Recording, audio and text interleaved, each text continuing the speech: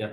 So guys, welcome to Network Kings, and today we are going to start with the AWS Professional, and today is a kind of demo sessions, and from tomorrow we'll go ahead with the further classes.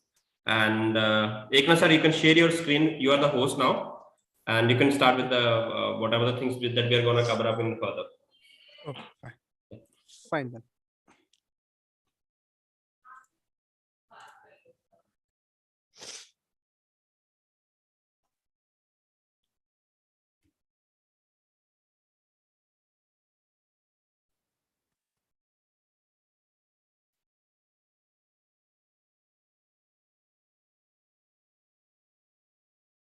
Can you hear me, guys? Yes, we can see your screen now. Cool. Awesome. Welcome to the session, guys. And let's get started. Before getting into it, just a brief introduction about me. And I do have a totally 12 plus years of experience into IT, and I worked on various roles. And I completed around 17 global certifications, um, out of which 5 of them are AWS, including Solution Architect Associate, Solution Architect Professional, and then a SysOps Associate, Developer Associate, and DevOps Engineer Professional. And I'm Azure certified in 104, 304, and Oracle Cloud, Docker, Terraform, Kubernetes, Jenkins. I'm certified in most of the things. And when it comes to this specific set of training, it majorly focusing on two things. One is how to prepare you for the certification standpoint, and another one is it will also help you to do everything in your own way, practical method. My way of training is completely practical, so we will have the theory session. Along with that, it will also cover the practicals. The initial session which are going to have it today, it should be completely theory. At the end of the session, I'll also help you with the specific account creation and what are the essential things we required, all these things. Okay, so let's get started. So we should understand about what is application, and how it is getting deployed, and what is on-premises data center, how it look like, and why everybody first of all moving towards the cloud, especially why we need to choose AWS, and how it is going to help us. Okay, these are the things which we are going to cover today. So this is the one thing. So take a moment, just see this picture.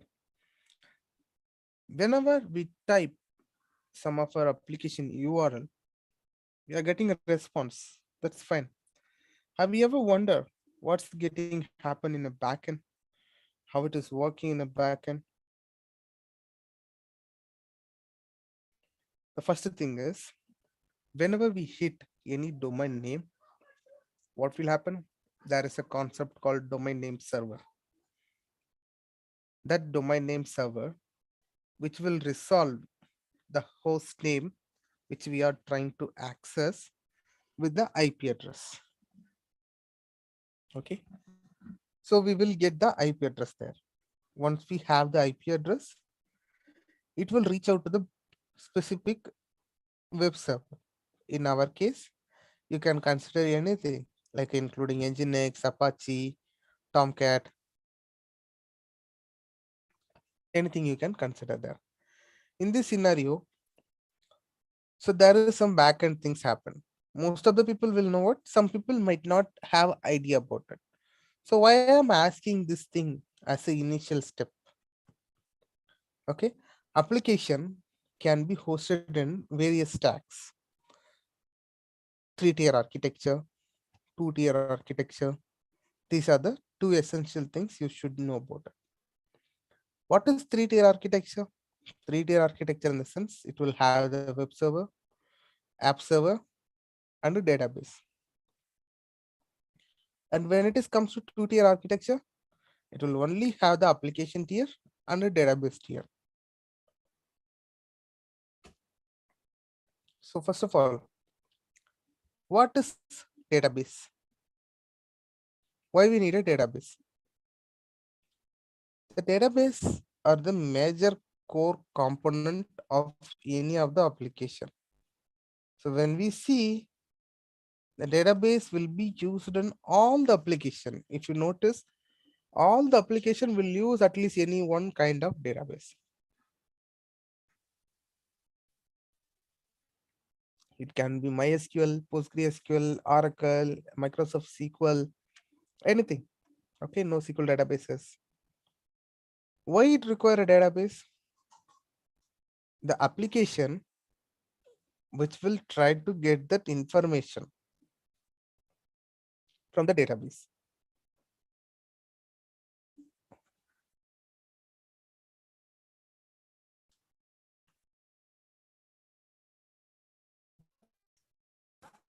Audible clearly for everyone?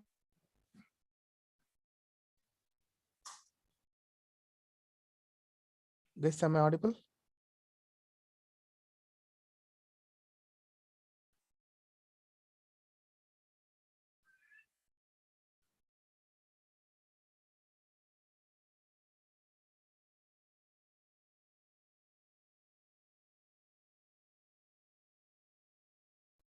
Okay, fine. Okay. So database will have the information. It can be anything. Let's take an example. A company is maintaining that employee data. The employee data can be employee name, the employee mobile number, employee address, employee ID. And addition to that, it can also have the salary information, leave information. This is just information about the database table, how it can look like. Okay. So once you have the information in your database, and without application, how you can access that information? You can run the query by your own. You can run the select query. You can get that information.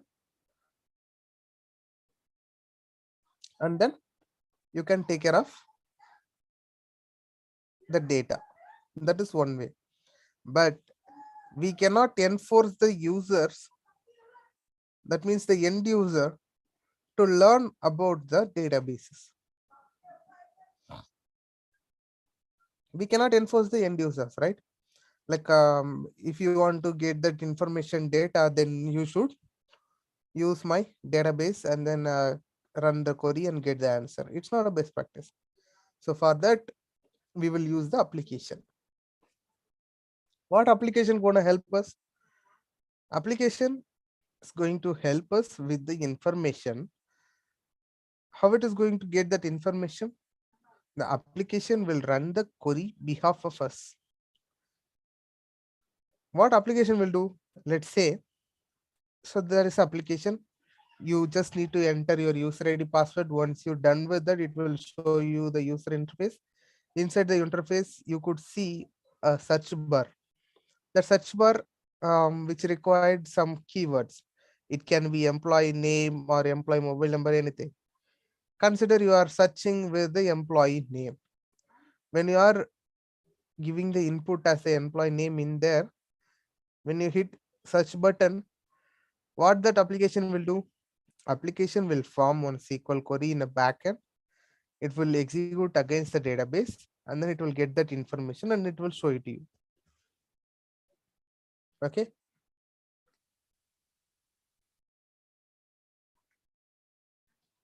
And in this method, your application is directly accessed by all the user at the same time.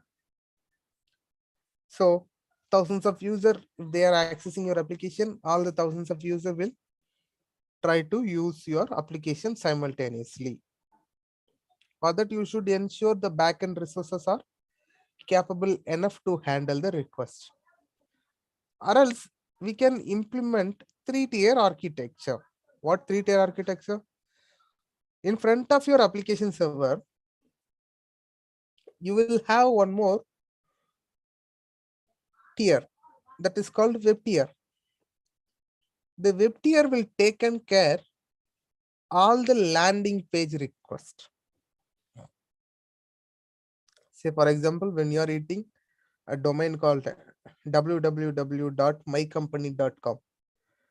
So it will show you one user interface and then landing page, images, and then all this information which will be rendered from your web server.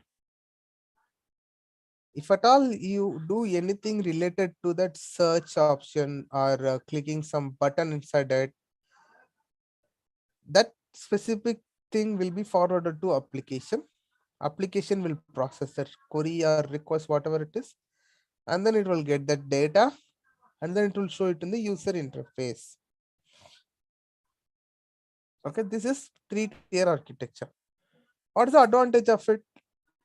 Here, the landing page request and then initial rendering, everything is handled by your web server. Your app server is ideal for that much requests.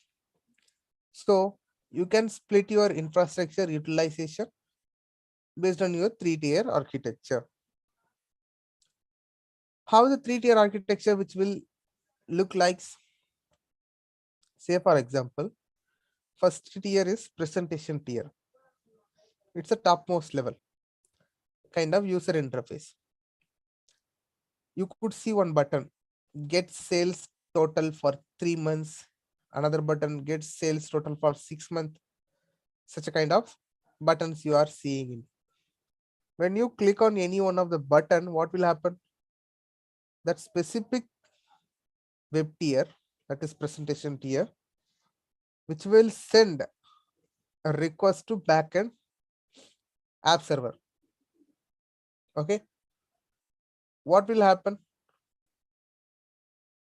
That specific app tier, which will process the request. That means it will generate the query. It will run against the backend database. It will get all the information what it requires. It will give it to that logic tier, that is our application tier. And then we could able to see it in the presentation tier. Are we clear? Any questions till now?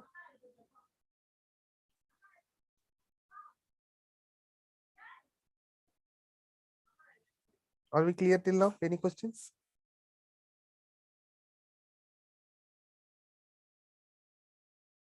If you don't have any question, we can move further.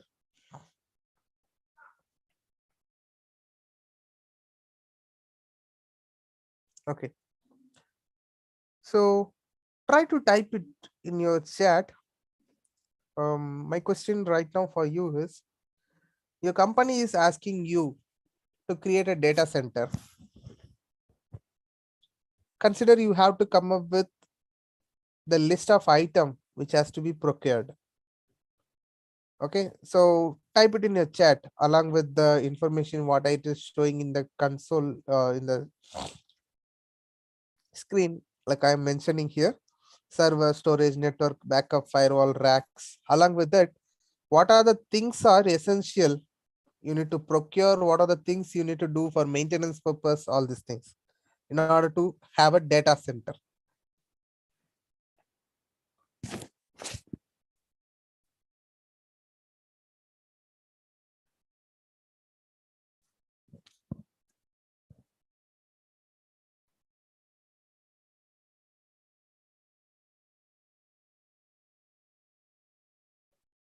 Okay, so let me tell you, the essential things are server. We need to buy the servers based on the organization need, application support need, everything. Storage like a hard disk and SAM storage and NAS drives has to be procured. Network things like a firewall, switches, routers, cables, all these things. And in addition to that, we need to also have the racks, individual rack for individual set of servers. So these are the essential things. Along with that, we should also have UPS, generator, air conditioner. And in addition to that, we should require a network engineer, data center engineer, all these people to manage the data center. Okay. And in addition to that, we will also have the biometric devices and CCTV, security, all this thing. And essentially internet connection. Okay. And these are the things essentially we need to have. And when it comes to maintenance, every month you just need to spend some money for maintenance purpose. What are the maintenance include here? Main thing is electricity bill, internet bill, and addition to that, if there is any components getting fail, then you need to replace it. If it is under warranty, not an issue. If it is out of warranty, then you need to spend the money from your packet. And addition to that, you need to also take care of the employee's salary, the data center engineer, network engineer, and the server administration people who's working there, like you need to pay the salary for them. And addition to that, like you need to do that air conditioner maintenance and UPS maintenance, generator maintenance, and all these things will be included as a maintenance cost. So you just need to keep it in your mind. These are the things are required in place.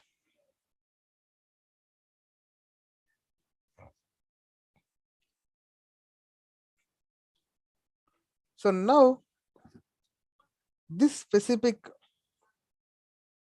picture will help you to understand about the cloud. My requirement is I need to travel from Chennai to Mumbai, or Chennai to Delhi by road. In this scenario, what are the options I have? I have two options. Like if I want to go by car, either I can buy a new car or I can lease a car or rent a car. Okay. So in this scenario, what's going to happen here? Let's consider we are choosing buying a car option. So we should choose which vendor we are going to use it and what are the terms and conditions they have, how many years of warranty they are providing, and if something goes wrong, how about the service cost. All this thing we will consider, and then we will book a car. It will take some time to get deliver the car. Once you get a car, that's it, you can start travel. But buying a car is not a simple option. You need to invest lots of amount as a capital. And addition to that, it's not a one-time investment.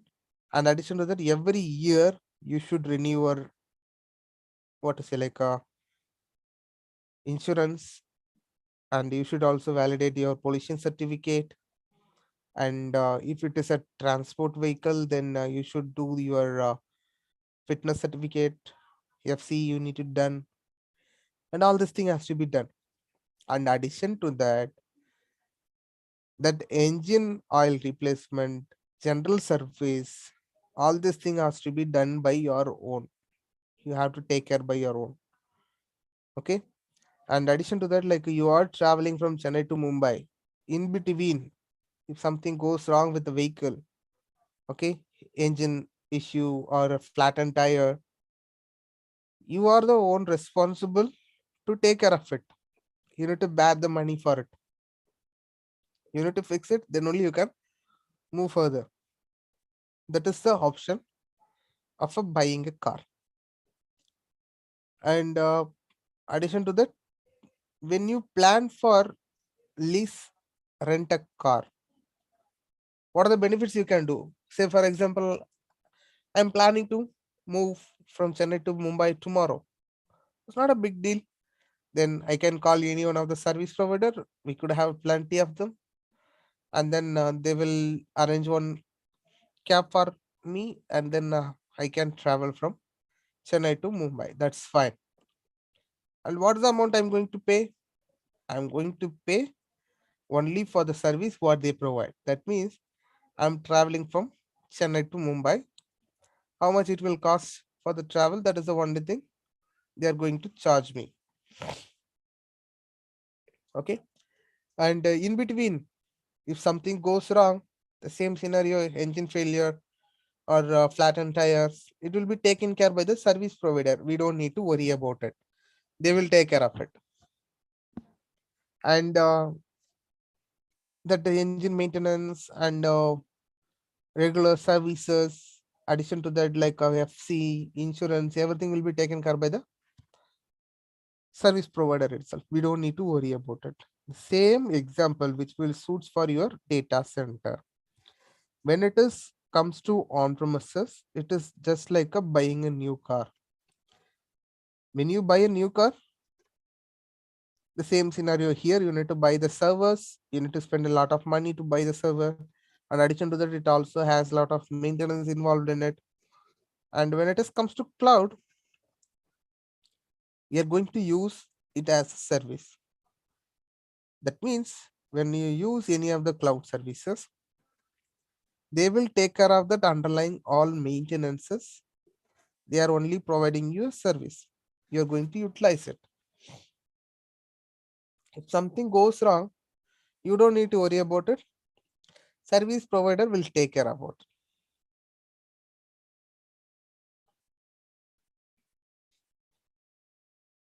Okay. This is just a comparison between cloud versus on-premises. Ideally, if any of the application team asking you to provision a new server, ideally we will do it a lot time. When it is happen in on-premises, it won't be a that much faster task. The reason is you should check with the application team to get that information, like what is the CPU, memory, storage, and what is their expectation, all this thing. After that, you will reach out to your vendor, like HP or Dell, whoever you engaged with. After that, you will get that information about the server and the pricing, cost information, all this thing.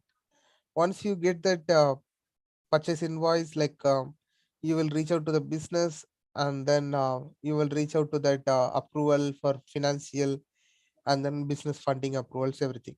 Once you are having all this thing in place, then you will ask your vendor to send the device to your data center, and you need to pay the money for them, and then they will send that server to your data center. You will have the server with you. After that, what will happen?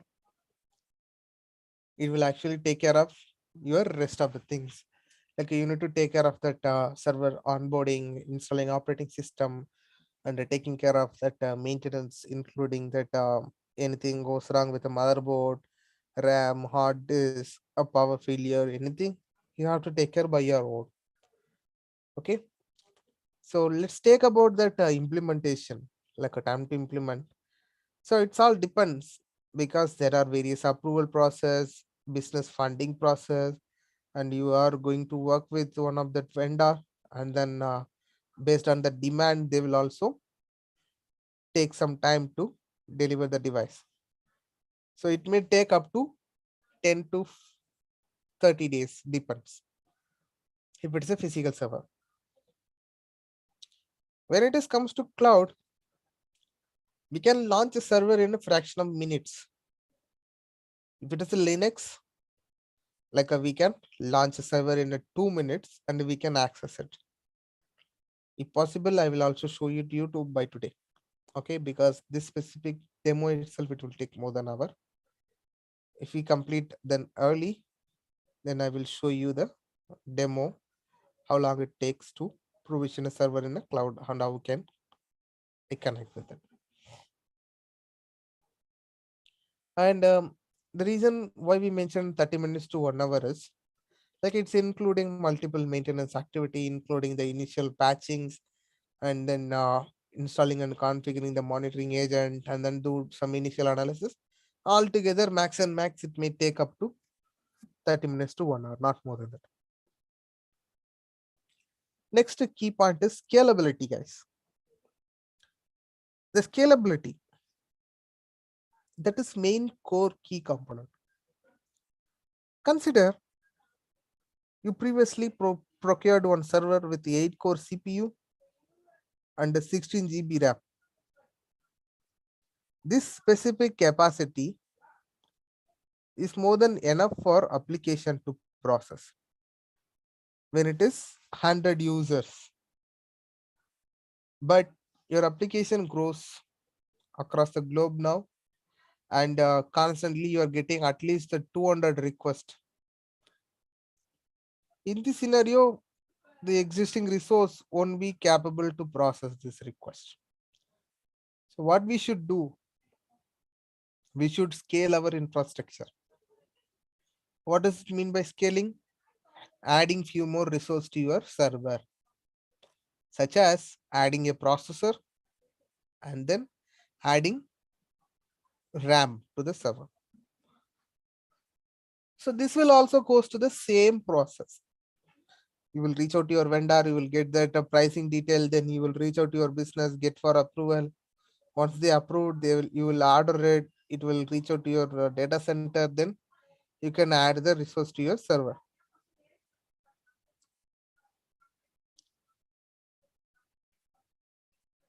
And when it comes to cloud, we can do it within a fraction of 2 minutes. You just need to simply stop the server, change the instance type as per your need. As of now, if your server has 8-core CPU, 16 GB RAM, then choose the appropriate instance type which has 16-core CPU, 32 GB RAM, and then just turn it on. That's it. Okay, this is scalability. Next, ongoing cost. It is nothing but maintenance of our infrastructure. We already discussed about it. It includes the power consumption and then internet usage, hardware replacement if it is anything out of warranty, and then all this underlying thing which we already discussed about. But when it comes to cloud, it's completely pay as you go model. That means if you don't want the server anymore, you can keep it in a stopped state. Then you won't be charged for your CPU and memory. You will be only charged for the storage what you are keeping it there. If you are turning it on, then you will be get charged for the billing. So that is pay as you go model. If you use it, you will pay. If you don't use it, you don't need to pay. Next, reliability.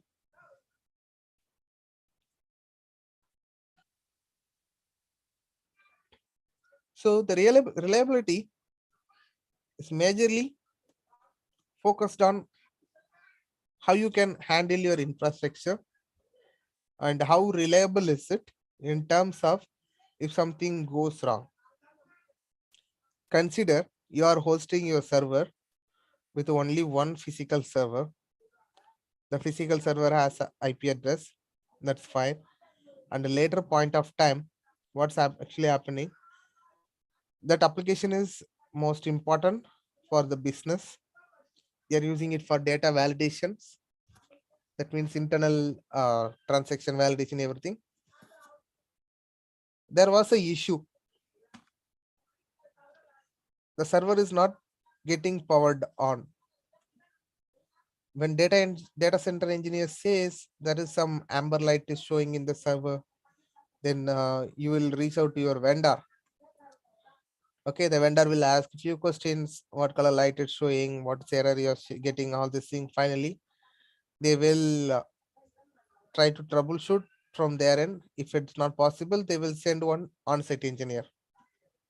The on-site engineer will come and then he will check for the issue. Okay, and then if you figured out any hardware component to be replaced, then you will suggest for the part. The part has to be delivered to your data center, and then the part has to be changed, and then only you can able to bring up your server again, and you can start your application again. So here we cannot give any resolution time for this kind of issues and when it will happen and all. The major reason is it's all electrical and electronic component. It may fail at any time. We cannot predict. That's why it's not easy to give this SLA in on-premises if you manage. But when it is comes to cloud, especially AWS, they are giving you a commitment for the SLA. If you use any particular service, we are offering 99.9%, 99.95%, 99.8%. Likewise, they will give the information related to your reliability.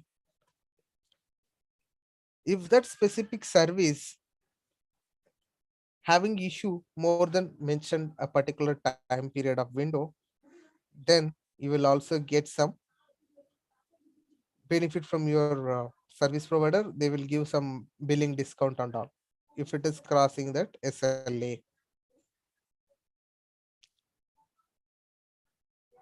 And then cost.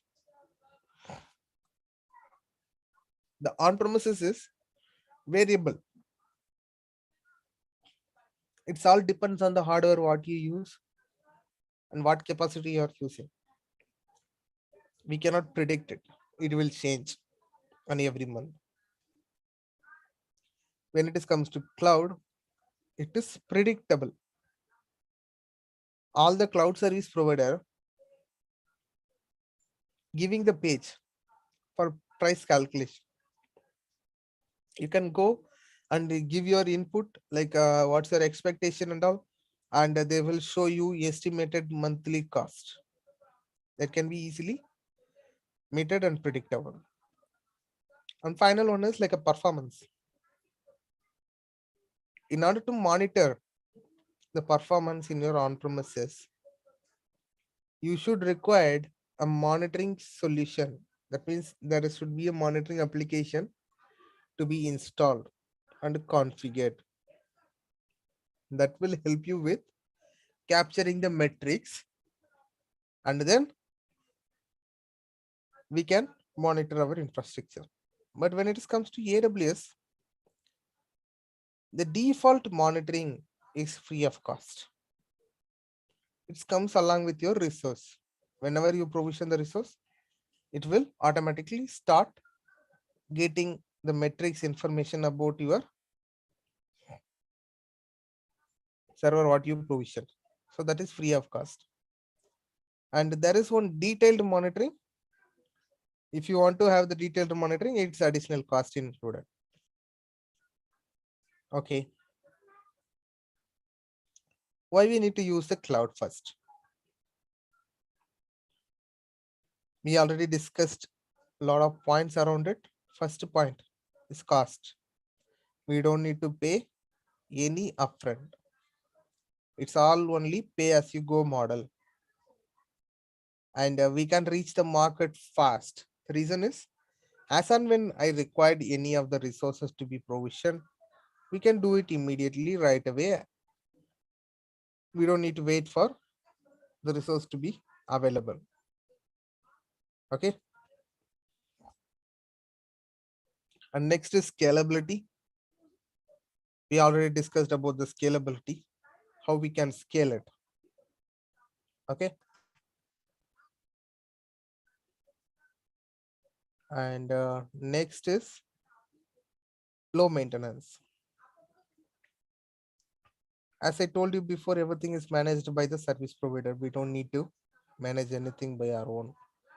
That's the reason it will comes with very low maintenance, because service provider will take care of the everything.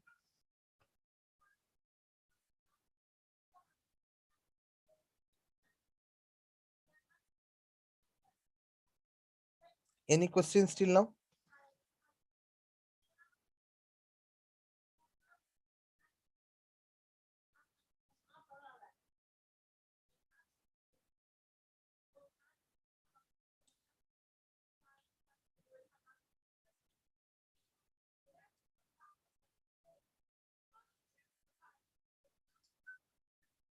Okay. Okay. Next, let's talk about the deployment model. All the service providers, including AWS, Azure, GCP, they have the deployment models. The deployment models including three type: public cloud, private cloud, or hybrid cloud. The public cloud has nothing but AWS and Azure and Google Cloud. Everything is public cloud. Sorry, because anyone can sign up for it. Anyone can start using that cloud. That is called public cloud. And what is private cloud? You're working for an organization. That specific organization is completely taking care of the data center. In that scenario, you are implementing some cloud-based solution in the data center, including OpenStack. Say, for example, you are implementing OpenStack in your data center. So for this scenario, what will happen? You will get the cloud-based accessibility in your data center. That is called private cloud. What is hybrid cloud? Hybrid cloud is integrating two different data centers. Say, for example, your on-premises integration with cloud. Okay, in your on-premises, you may have some resource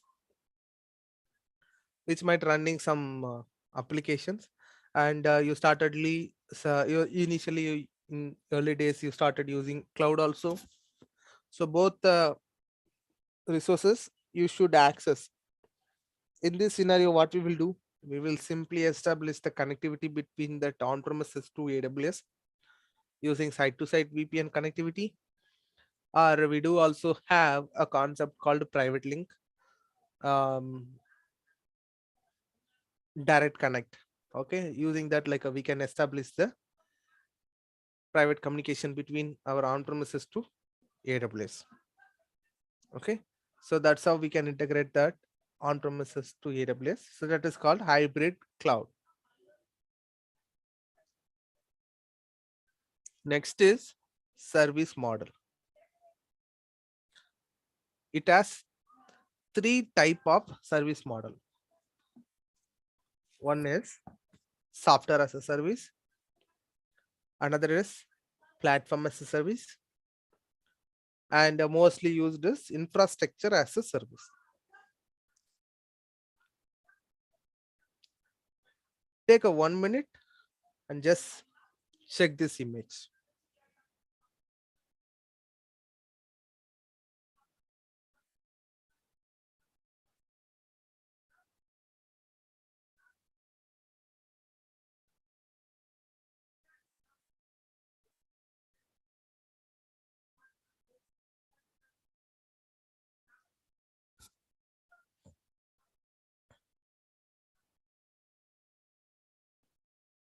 Okay, so here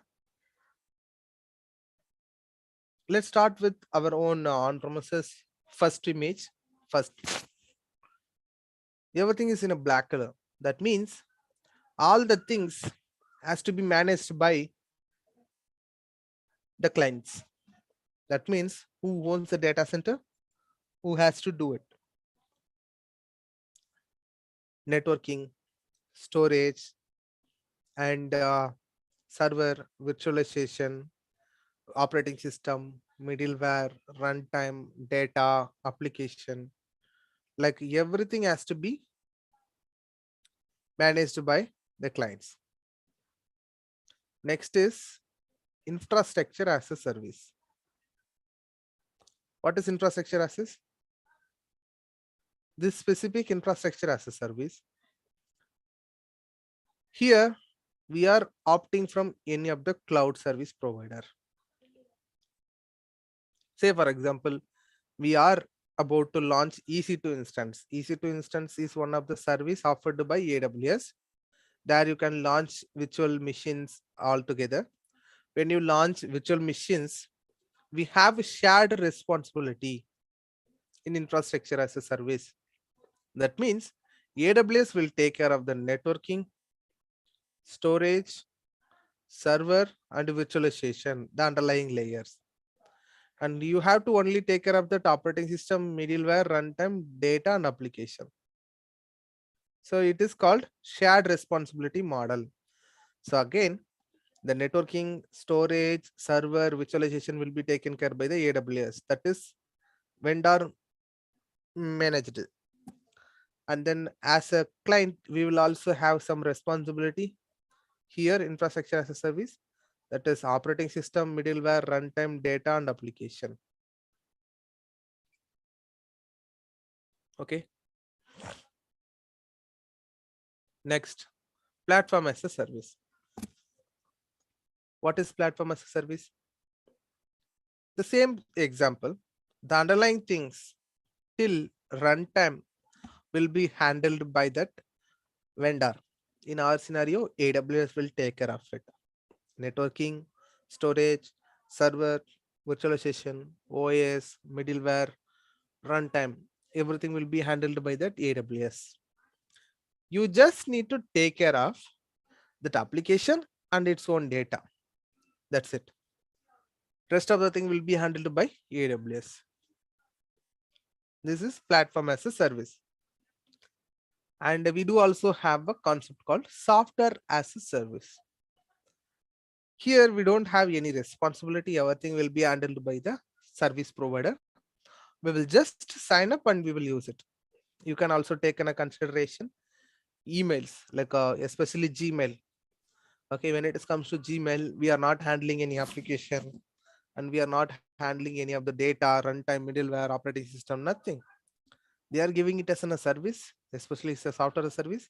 We are just signing it up and we are using it. Okay.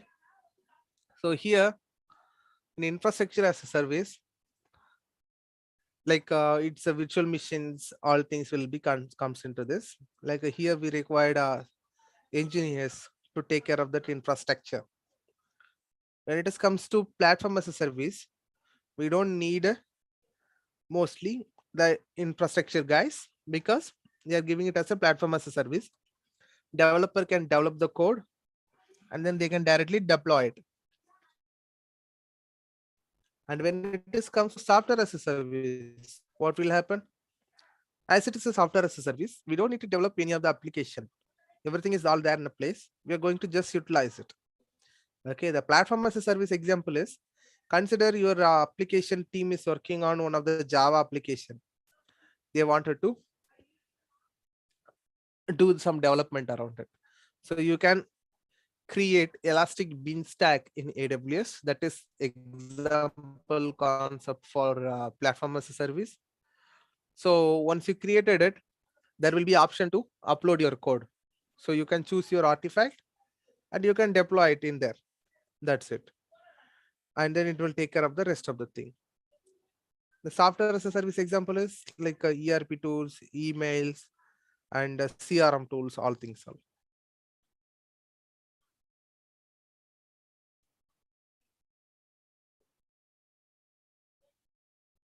Okay. Next is like we are going to see the public cloud. What are the example major people or key players are here is AWS, Azure, Google Cloud, and VMware Cloud, Softlayer, Bluemix, IBM Clouds, all things are then play. Okay. What is AWS first of all? Amazon Web Services is a secured cloud service platform offering compute power, database storage, content delivery network, and other functionality to help business scale and grow. Okay. They are offering multiple services. Okay. This is one of the magic quadrant graph for 2020. Here you could see the infrastructure platform. AWS is a leader. Microsoft Azure is the second one. Google Cloud is the third one. So only three major cloud service provider. Other peoples are there in niche players. So they are still growing.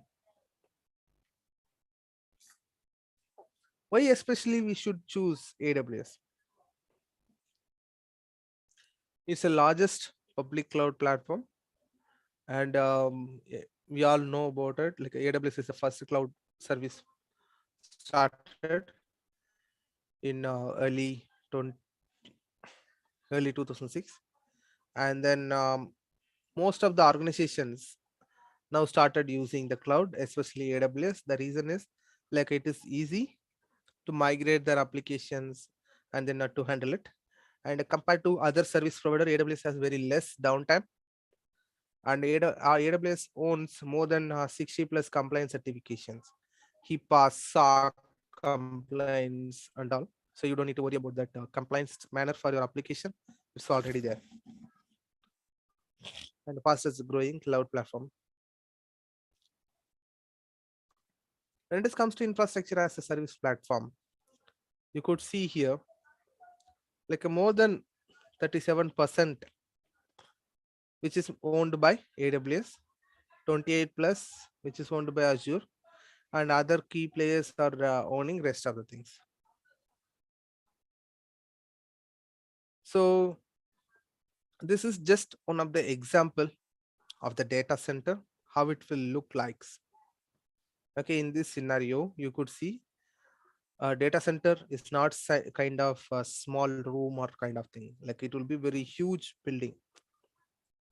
Okay, and it will have multiple racks, cables, and it required a lot of ventilations, power, all things. Okay, just for your understanding purpose. Okay, AWS has 24 regions and then more than 77 availability zones. What does it mean? The regions are nothing but geographical locations. Okay, are we clear? The regions are nothing but geographical locations. Let's take an example, Mumbai.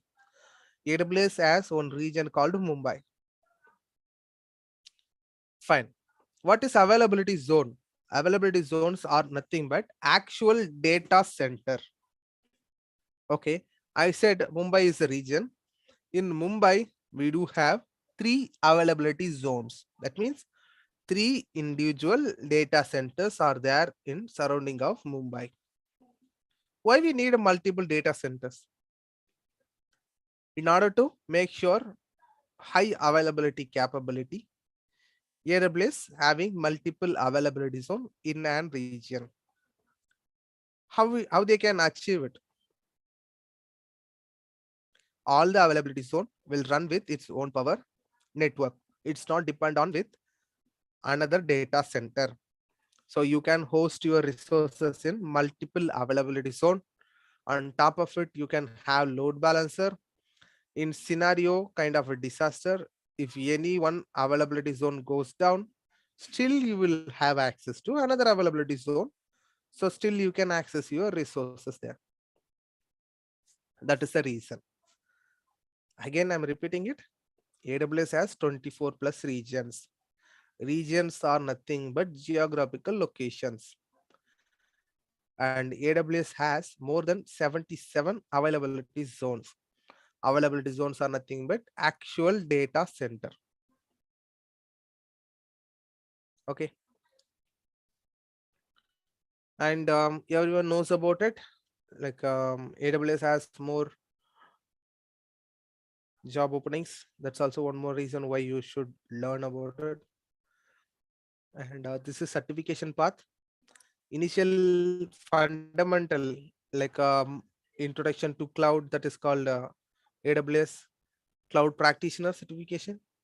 And in associate level, it has 3 certifications: Solution Architect Associate, Developer Associate, SysOps Associate.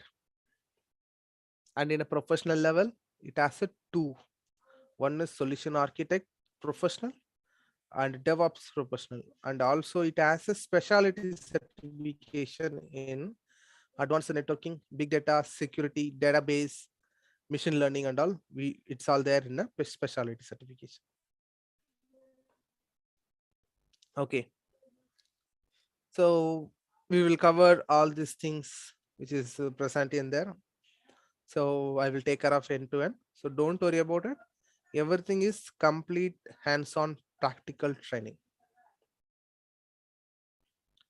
In order to work with AWS as in the training in a real time, what you should need is, like, you just need to practice free tier account has to be created. AWS giving you a free tier account for 1 year. Okay. If you are using the free capacity, then you don't need to pay. Apart from that, if you launch anything additionally compared with that non-free tier, then you have to pay for it. So just keep it in mind. Just go to Google, simply type AWS free tier, then understand about that services, what they are offering it in a free, how you can utilize it. If you use more than that, then you need to pay. Say for example, in Amazon AWS, S3 is one of the service, simple storage service. Kind of you can consider Google Drive. You can have up to 3 GB of data stored as a free tier. If you are storing more than 5 GB of data, then you have to pay. And another one example, EC2. Every month, you will get 750 free hours for T2 micro to run one server. Okay. So if you are using non-free tier, that means T2 micro server, then you need to pay for it. And another scenario, you are running 3 T2 micro for the entire month, then one server will comes under the free tier, and other 2 server you have to pay. This is a example. And we just need to have the AWS account, and we just need an internet and a browser and some client utility to connect with that. Any questions?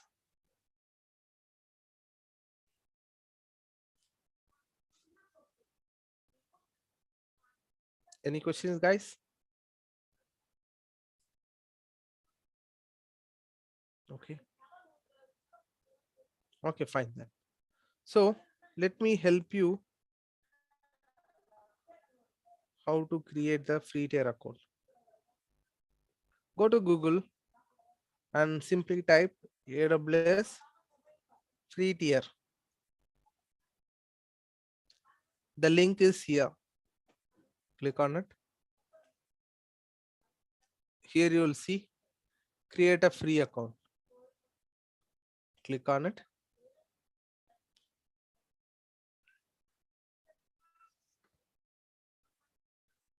So here you go.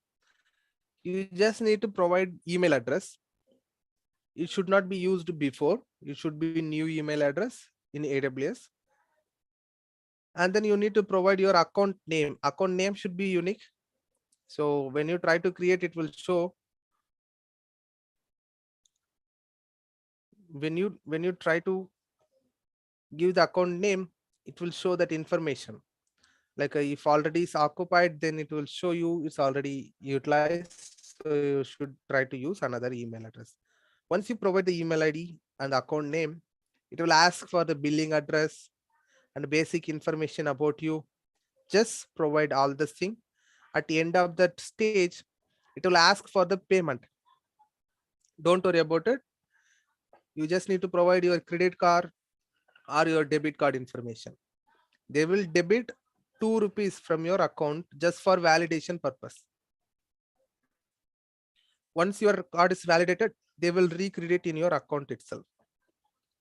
Okay. Until and then you pay the bill, they won't auto debit. Okay. And addition, one more thing, cool and interesting part you should know is, don't worry about the practicing. Do whatever you want. At the end of the month, if you get any bill, don't worry about it. Just wait for 1 more month. That means totally utilize it for 2 months. Okay. If you get any bill, then raise a ticket with AWS. Stated that I'm recently started learning AWS. AWS is new to me. Somewhat it is getting built. So help me with waiver off. They will waive it off one time for sure. They won't ask any questions. They will waive it off. Okay, so use it. And also choose the support model as a basic. Don't choose developer, enterprise, business. Only choose to go with basic. Take a 5 minutes. Just create it right now.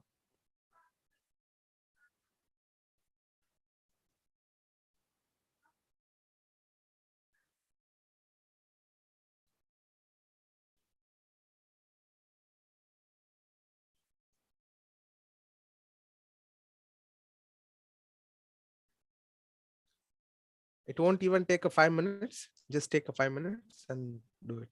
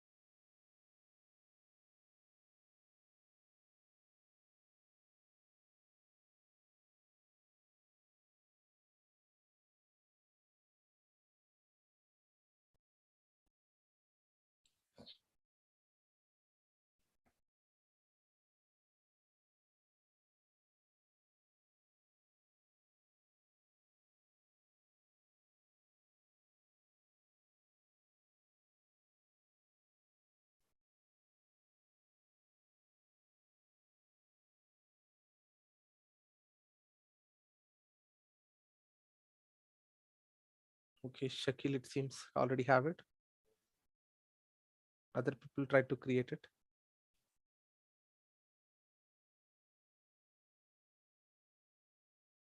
Okay, only Prakash is there. Fine.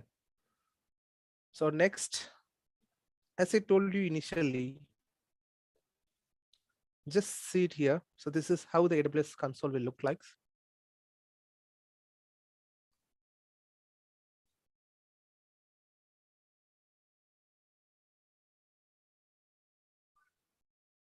This is how a console will look like. And I'm going to show you a demo. Like as I told you before, it won't even take a 2 minutes to launch a server. In AWS, there is a service called EC2, Elastic Compute Cloud. There only we will use it for virtual machines creations. In AWS, we used to say it as AWS EC2 instances. Okay. Click on launch instance.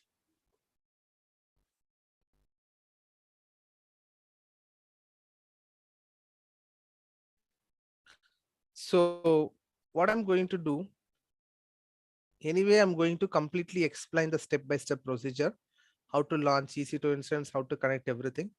As I told you, it won't even take 2 minutes. Just I want to show you. Okay.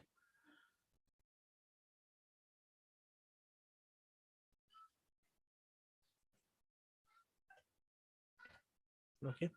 Just starting the timer and then launch instance. I'm choosing AMI Linux. Next T2 micro instance type, 1 core CPU, 1 GB RAM, rest of the thing enough. Storage I'm choosing 8 GB. I don't need a tag. Security group, review and launch. Launch.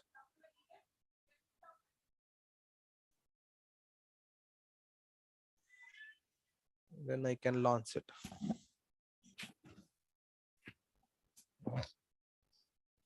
Okay, server is launched. The third server is just getting created. So totally it took 49 seconds to create the server. And meanwhile, if you choose here, you will see the public IP address. Copy the public IP. And I'm using a tool called Mobile Xterm to connect with my AWS instances. Session, SSH, paste the IP address. And I already have the private key of it. Don't worry about it. Like as of now, I'm just doing it for showing you a demo. Launching a server in AWS, it won't even take 2 minutes. That's the purpose. You will have a detailed session about it.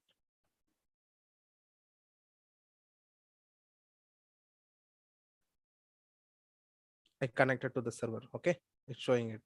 So now if you see here, it took around 1 minute, 40 seconds to launch the server and to connect with it. Okay, this is how we connect to the server. And consider like we don't need the server anymore. And I installed deployed application, I validated, and that application doesn't need anymore. We can simply terminate it. If you terminate it, you'll be only charged for the particular time period of window what you have utilized the resource. That's it. Okay, this is what you just need to know. That's it for today. Like from tomorrow, we will start with EC2 and other services one by one. If you have any question, you can ask now.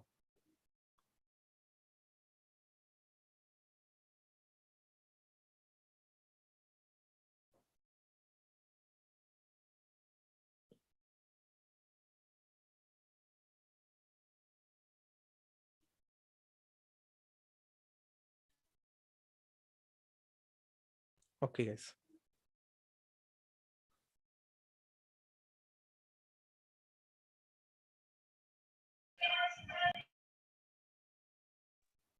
Hello, sir. Good afternoon. Hi. Yeah. How is it? I'm good. I'm good. I just want to know, sir. Are you teachers or Sanjay, sir? Not getting you. I mean to say that you teachers or Sanjay, sir.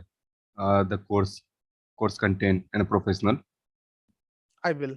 Oh, you will. No, I said that I have done with Sanjay, sir. AWS associate. That's why I'm Okay. asking to you.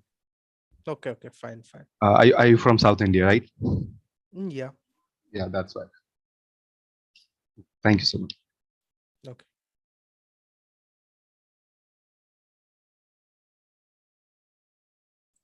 So I think Eknath, from tomorrow we have to start we have to start with the session, right?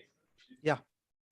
Thanks guys. So I already shared the link. If in case anybody is interested, he can join for that from tomorrow. Okay. Thanks guys. Bye bye. Thank you so much, sir.